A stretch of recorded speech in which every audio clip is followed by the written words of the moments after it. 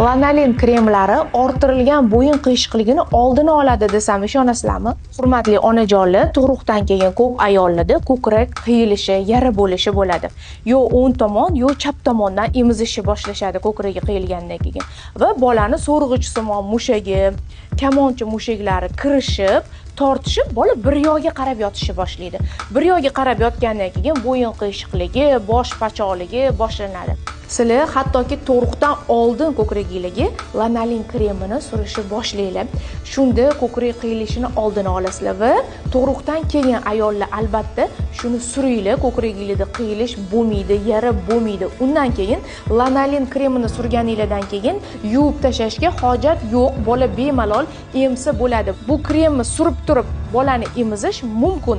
Bolaga hech qanaqa zarari yo'q. Lanolin kremlari Compol Babies mahsuloti. Polshada ishlab chiqariladi. 30 yildan beri onajonlarni, bolajonlarni xursand qilishadi. Hurmatli onajonlar, meni tavsiyam lanolin kremlari.